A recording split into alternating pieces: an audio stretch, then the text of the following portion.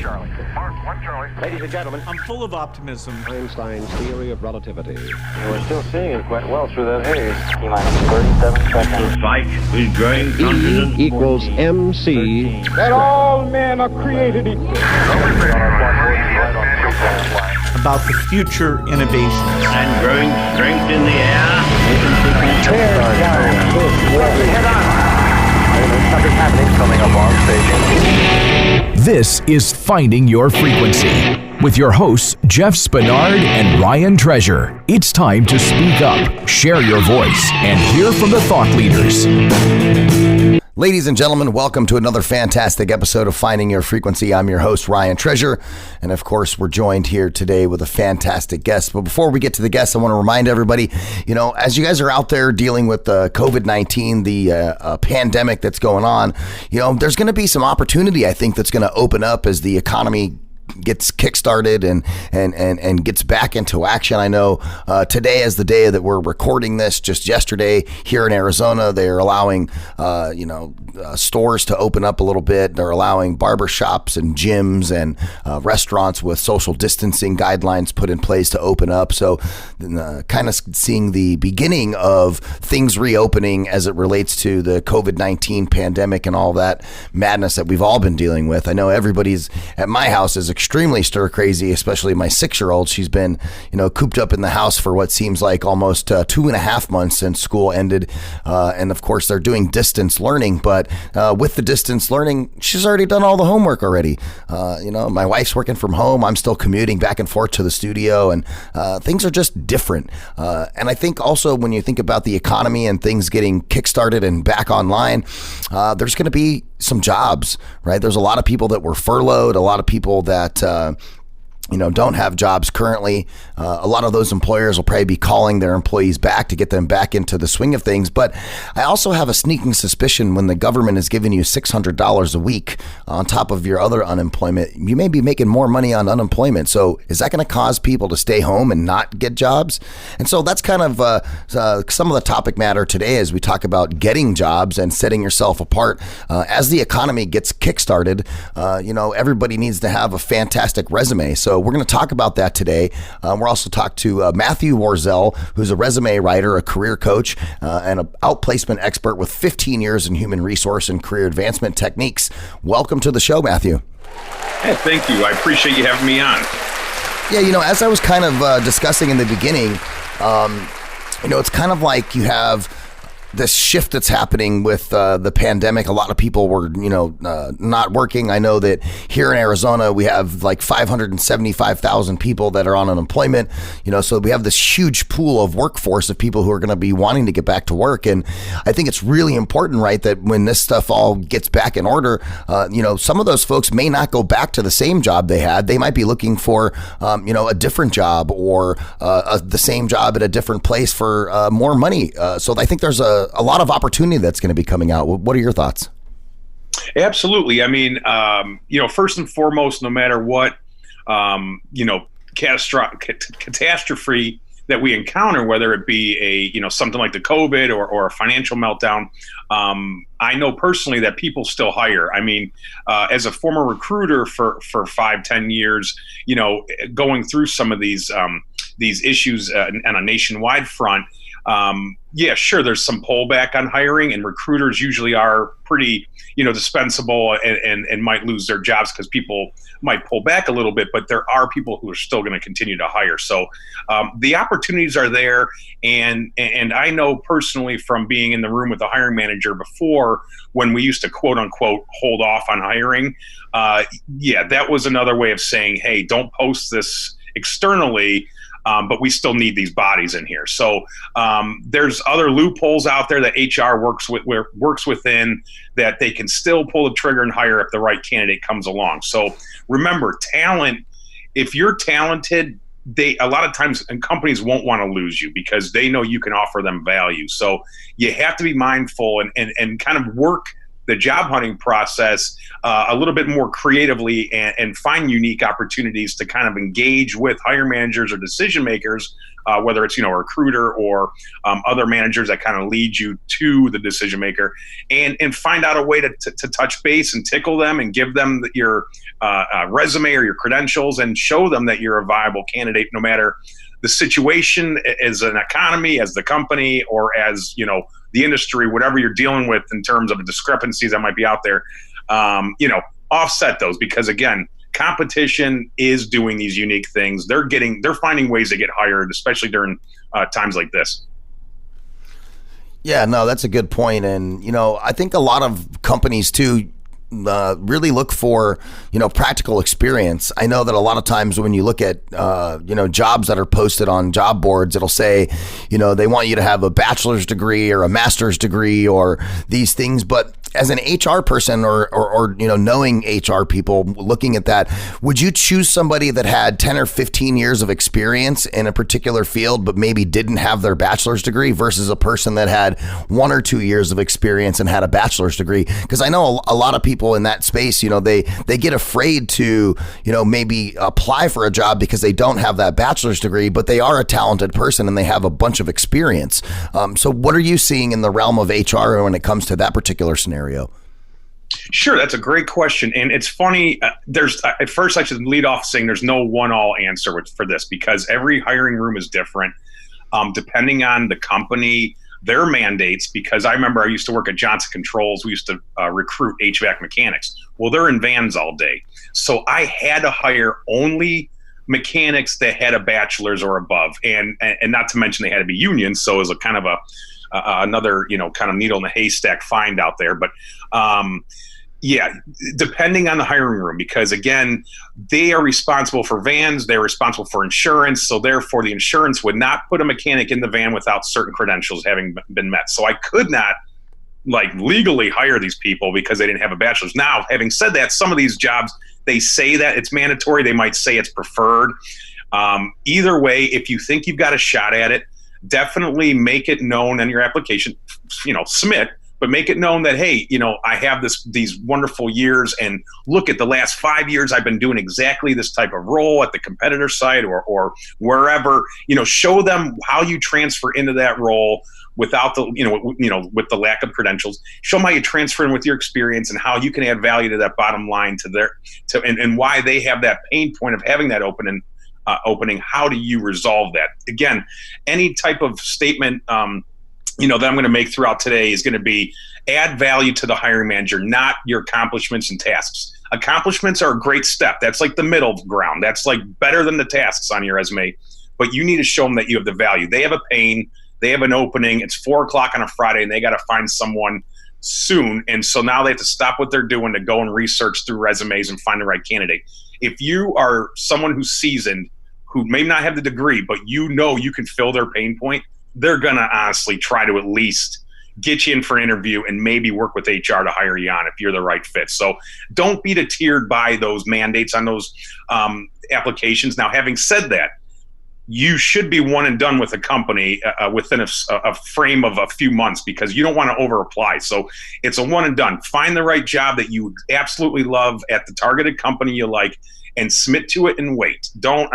Wait, be a little proactive. You can always reach out in a few weeks, maybe tickle them if you have a contact information there or whatnot, but don't apply the next day and then the next day and then the next day over 50 different titles just to get in with them.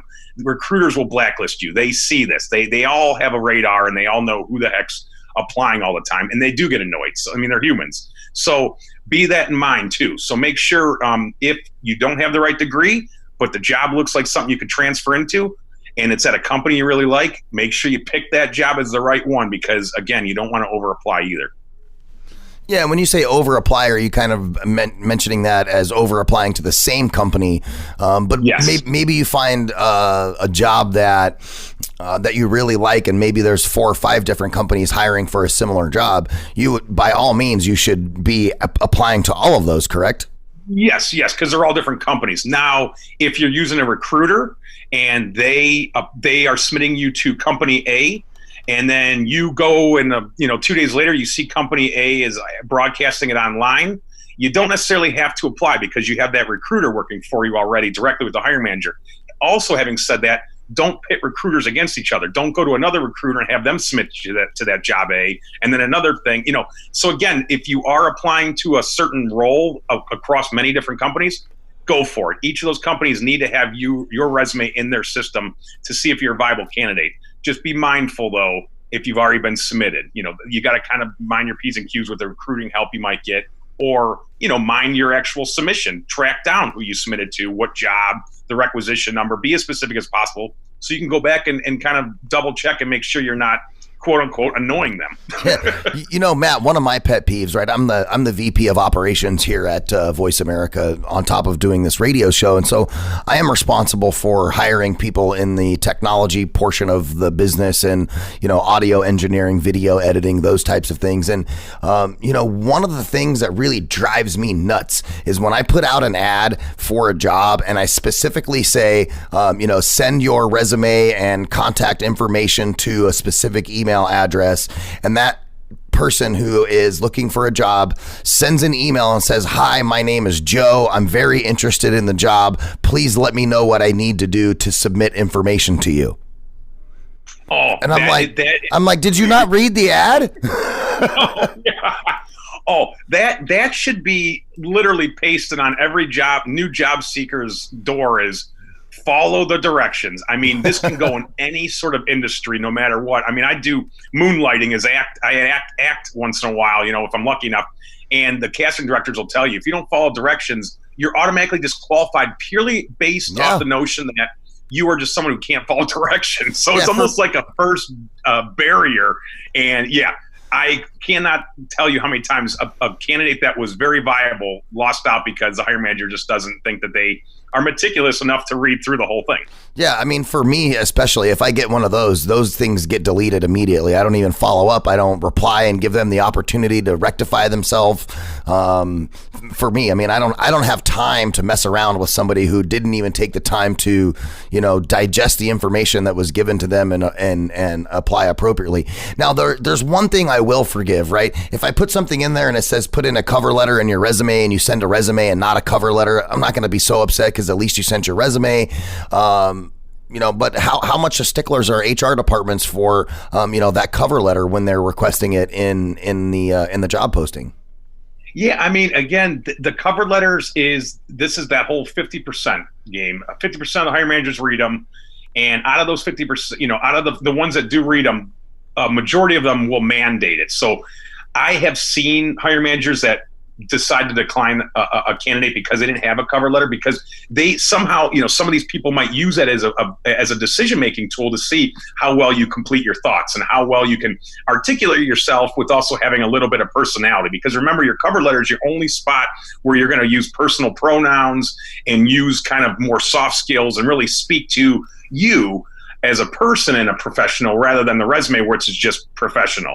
So, I, as a former recruiter, I'm like you. I never read the cover letter. I went right to the experience. What have you been doing? Can you fit into this role? And moving on to see if the next person fits. So I'm with you on that, but it depends on how fast paced you might be as a recruiter. It might depend on how quick these jobs need to be filled. It might depend on your culture at your company. Maybe they have a 6-month hiring thing where it takes forever to get through to them and into the actual door. So maybe you have more time to recruit. But I don't know, because as far as, if it's going to hinder you or not, I think that might just be case by case. But here's what I always say is, don't forget the cover letter, because it's one of those tools in the kit that you need to have and you play the game. And so what the heck's the point of not, taking a half hour to drum up some nice half-page dialogue about how great you are for this role and then sending it off with it? Because even if they don't read it, at least you played the game right and you're not being declined because of that little slip up.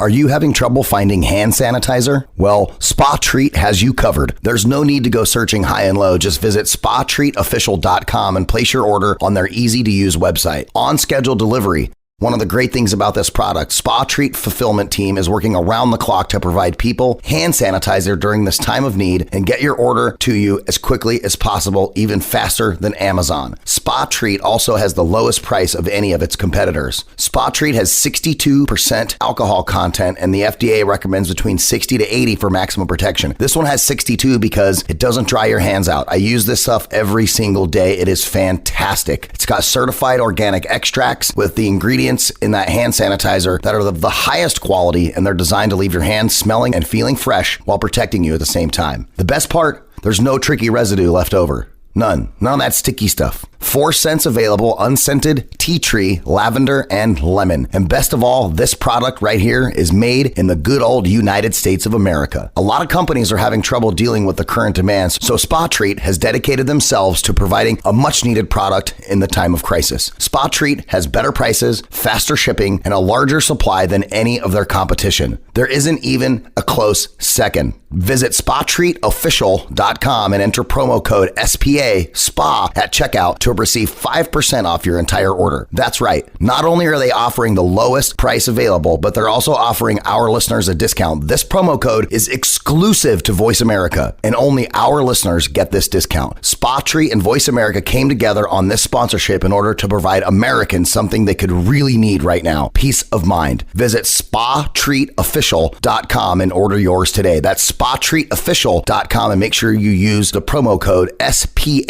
at checkout to receive 5% off your entire order. SpaTreatOfficial.com. Get your awesome hand sanitizer. You know, and what are companies actually looking for, HR and hiring managers, when they're looking at a resume? You know, I'll give you an example. I've been at Voice America for 16 years. So if I was to put together my resume, right, I would say, you know, seasoned manager, veteran with 16 years of experience managing human potential, right? I always call it human potential. And then I would put something in like, you know, I was able to save the company X amount of dollars by doing A, B, C, and D. I have proficiencies in these types of softwares. You know, is that kind of the information that they're looking for, or do they want to know more about you as a person, or more about how you can help their company? Yeah, great job. Also, kind of summarizing what the resume should be like. I like that. Accomplishments with metrics, some nice skills, some buzzwords with the tech side. Although drop seasoned, we use accomplished now. We like accomplished better. Yeah, I would say, you know, the HR team wants someone that's going to make them some money or not lose them money, at least, right? So like right now, this whole, and this is pre-COVID. I'm not sure how things are going to be once we're out of this, and because I think a lot of shifts are going to be made with the hiring and the cultures and that kind of thing. But let's say, you know, back in November, it's, do you cost them money or do you make them money? Are you going to bring value to the team and reduce waste or streamline efficiencies or salvage fledgling client relationships or build revenue? You know, these are all these kind of business quantifiers, we call them. Not necessarily having to have a metric. You know, if you're someone who's not in a line of work that requires percentages and values and that stuff, doesn't mean you can't quantify your sentence, right? So you can still make it where it sounds like you're having this impact to the bottom line, and that your mentality is towards that idea of, hey, I'm going to make you some money, or I'm going to save you some money, company, hire me. So I think as a hiring manager and as a former recruiter, you know, that's what I always want to do, is find someone who's, you know, that kind of like a glove fit. And if you're not, you kind of start going down from there. If it's not someone who's working at the competitor doing this type of role, next in line, maybe we have someone who's been doing this type of role in the industry, just at a smaller firm, or maybe someone who's been doing this role not in the industry but at a large firm. You know, so they kind of start going down the list of like, how well can you fit into this position? And that's kind of the mentality you should have going in to the room with your resume, saying, I am so amazing at what I've been doing. Just listen to these narratives I'm going to tell you about all these success stories that really, really resonate and directly relate to your open requisition. And so this is the kind of stuff you got to keep in mind is, you know, they're busy people. They don't want to know that you love scuba diving and you went to Thailand last year with your wife.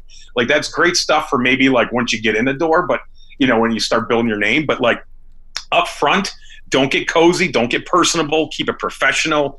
Relate your information towards their pain points and how you can add value and resolve their issues. And don't repeat yourself or be redundant, whether it's the interview or the resume. No one cares about this project that you love and they hear it 6 times during an interview. You got to have 6 different projects to talk about. So, and I can get into some specific formatting also with the resume stuff, whenever you want. But I absolutely love your quick summary.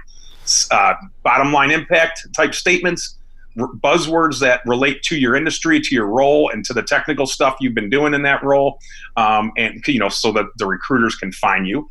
That's how they find you out of the pool of 1,000 candidates. They use these little buzzwords or keywords, we call them, in their applicant tracking systems, and have a nice format. Keep it pragmatic. If you keep it logical and you aren't crinkling the foreheads of the readers, you're halfway there. Now it's a matter if you're a fit, and that will get you the interview then. Yeah, and I think then you kind of are going fishing, right? Your resume is your bait. You drop that in the pool of jobs, and hopefully when somebody bites and you get that interview. But I think there's some inherent things that are important as part of the interview process as well that people need to know about. I'll give you an example from my standpoint. I always like to ask people, because our business is customer facing, and so you could be the best at technology, the best video editor, the best audio editor on the planet, but if you can't talk to a person, then that really makes a problem for us. And so one of the things I like to do when I'm doing interviews is I will ask a person to tell me about a scenario where they were dealing with a customer that was hard to deal with, explain the situation, and then how did you handle that? And then kind of sit back and listen to what they have to say. And a lot of times, by the length of the amount of information that they're giving, I can generally pick out whether they're lying or not. Hey, that's great. And I love those kind of behavioral questions where you're wondering scenarios and you get all sorts of answers. And you know what? You're right. Don't let them ramble. And anyone listening, remember that. Less is more. Keep it poignant, succinct, and end it with the high note and move on. No one wants a 1.5-minute answer. So, there's a lot of job opportunities that are going to be coming up and, or a lot of people that don't have jobs right now. How do job seekers find these opportunities during the global crisis? What are some tools for them, for the person sitting at home that got furloughed and is like, I want to go back to work now? Sure. Yeah. And that's, there's plenty of tools, especially in this digital age. I mean, it's amazing how much more streamlined that the actual hiring process is and the recruitment process. So first and foremost, that you should be thankful as someone who is actually job seeking now versus 1970, where you had to walk in each door and hold them a resume and try, so at least you have that to your advantage. But at the same time, you're unemployed or you want to do a career shift. So let's get to work. No one cares outside of your family and your friends about what you do unless they know you and they can implement you into their business. So remember that no one owes you anything. And that's why I hate to say it so bluntly, but you got to keep in mind that everyone's busy. Everyone has things that they're trying to balance. They can't be always vouching for someone they don't know or even someone they might know, but they just might not have a fit for. So you got to remember that, like, even people in Hollywood that are super famous have kids, and you don't see them ever, and they never get famous, because even if you're Spielberg's kid, doesn't mean he's going to give you a starring role and everything. So, I mean, you got to think in terms of you got to prove yourself. So, dust yourself off, get back in the line of work, and start implementing tools that can get you streamlined interviews and cut your lead times between interviews. So the biggest tool, first and foremost, I think, is your resume, and it's your sales point. It's kind of your marketing, the product that is you. And so have a professional resume done. Second, get the LinkedIn matched up with it. Obviously, everyone's like, oh, LinkedIn, everyone wants the latest and greatest cool thing. Sometimes people forget that where everyone hangs out in sometimes is also a very good thing. So LinkedIn, there's billions of people, millions and whatever, billion people on there. So obviously if decision makers are there, don't you want to be in front of them? Well, yeah. So get on LinkedIn, emulate your resume to the LinkedIn so that way your messaging is consistent. I'm a big believer of that. You'll hear variations of this, but again, I don't want a hiring manager finding you on LinkedIn and then a recruiter finding you with your resume, and then they match them up and you don't look like the same person. So, and then outside of LinkedIn, use Indeed to your advantage. These are all kind of like the visible ones everyone knows about, but again, everyone's there, so use them. Indeed, and your biggest thing on Indeed outside of uploading your resume is going to be setting up job alerts, because obviously you want to get in to the applicant tracking system quicker than the next person. So make sure you set up alerts. Now, having said that, that's all the fine and dandy stuff. Okay, you can do those things and have that control. The next thing, now you got to start kind of thinking outside the box. Well, the first thing I always do, and this is again, a lot of people will have their opinions, but I always like to apply to each of your targeted companies. Okay, so let's pick 5 targeted companies. Apply on their portals. That way you're into their applicant tracking system, so their recruiters can use your information to possibly place you. Next, take those same 5 targeted companies and go on LinkedIn and search the decision makers that might affect you. So whether it's a recruiter, an HR member, that isn't, maybe someone that's kind of on the mid-level. I wouldn't really necessarily target human resource directors and that kind of thing, but maybe like an HR generalist or maybe an HR assistant, a sourcer, but definitely recruiters. And then target some of the people within the department that you will be working in at this targeted company, and try to find a virtual cup of coffee, if you will, way to get a referral to maybe a decision maker that is in that same company. So you go to this, let's say this accountant, and you say, hey, I'm trying to get a role as a bookkeeper. And obviously I'm just kind of shooting from the hip, but make your message pleasant, quick and to the point, but also offer a little incentive. Maybe you buy them a virtual cup of coffee, or and there's ways to get creative with that, but send them $5 on Amazon or something and say, hey, just want to pick your brain for 10 minutes if you don't mind. And then let them know you're interested in this bookkeeper role, and maybe that accountant can pass you along to the finance manager who's hiring for bookkeepers or whoever in that department. And so that's kind of a way to kind of use a back door, we call it. But the key points to remembering that is you got to know how to search LinkedIn, and there's so many tools out there and webcasts and that kind of thing to show you. I mean, you could type it in on Google and probably find 20 videos about how to use LinkedIn to search for targeted names. And then you got to have a good elevator pitch for that initial person. You got to make sure that you're not wasting their time and you try to get them into that virtual cup of coffee. After you do that, send them a handwritten thank you note. Don't do a digital. Find their address or send it to the company, attention to them, and send them a thank you note. It's amazing this handwritten kind of thing is gone now, but when people get mail, they get real excited and they open it. So I couldn't tell you how many times as a recruiter I would actually open resumes because I never got mail. So it was something to do for 5 minutes. And then follow up with your connection that they give you with the resume and cover letter. And here's where your next pitch will come in. This is the one where you're trying to get them to open your resume and see if you're a viable candidate. And again, I have numerous tools available for this actual messaging part. And there's stuff online too, but that's the only trick is you got to be savvy with how you approach these people when you're cold messaging them. And then do it again. Targeted company number 2, number 3, number 4, number 5, number 6. Get into their radar without having to go through the applicant tracking system way. Although I still would do that way, but try to be creative. And that's just one of the ways that you can use LinkedIn for that. Oh, wow. Such great and wonderful, valuable tools, Matthew. We appreciate it. So while we wrap up the interview today, tell people where they can find out more about you and hire you for helping them manage their career transition.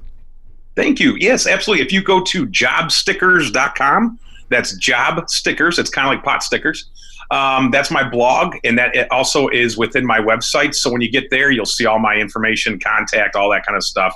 And I just want to end with, remember my 2 big points, that the recruiters, they recruit the candidate, not the requisition, not their opening. They recruit the candidate. The good ones do. So remember, even if there's no job openings, a recruiter will value, if they see value in you, they will want to work with you somehow. So that, and also keep it pragmatic. No matter what you do, if you think this is kind of illogical or might be extreme or something that might be weird, then just don't do it. A picture on a resume, don't do it, because the 2 people that might get turned off might have been the ones hiring you. So just keep your job hunt and everything you do within it logical, and remember, recruiters need you also. So find them, get in front of them. Awesome. Thank you guys. Appreciate that very much, Matthew. Everybody, thanks for listening to this special mini-sode of Finding Your Frequency right here on the Voice America Talk Radio Network. And for all of you out there that are job hunting and seeking, make sure you go contact Matthew, and he can help you guys craft your resume properly and get the proper messaging out so you can go find that job of your dreams, or go and get back to work after this COVID stuff is going on. One thing I want to just remind everybody, it takes a little intestinal fortitude sometimes. You just got to get out there and get the work done. Stay tuned. We'll be back with more Finding Your Frequency right here on Voice America Live Internet Talk Radio.